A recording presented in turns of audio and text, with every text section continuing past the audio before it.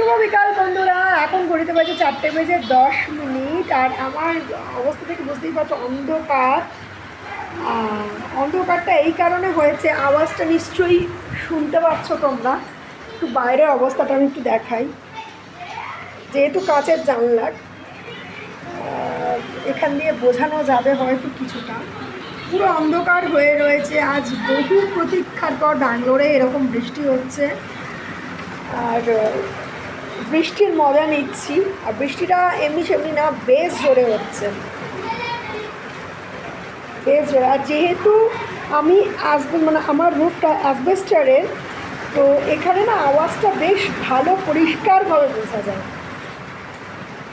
অনেকে আমাকে এটা জিজ্ঞেস করেছে, মানে এখানকারই, যে অ্যাসবেস্টারের ঘরে এত ভাড়া দিয়ে থাকো কেন, মানে যেটা তুমি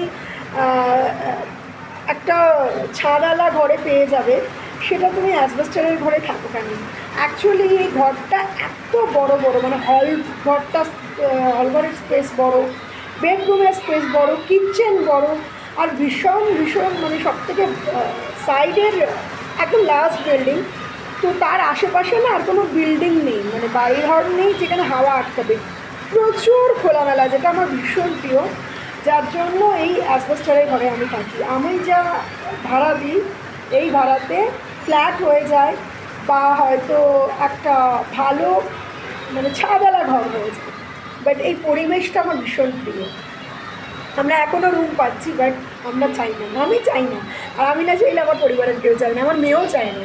এত খোলামেলা, এত সুন্দর, বাইরে থেকে প্রকৃতিকে দেখা যায়, পাখির আওয়াজ শোনা যায়, যার জন্য এই জায়গাটা ভালো লাগে। তো যাই হোক, আমরা বৃষ্টিকে এখন এনজয় করছি।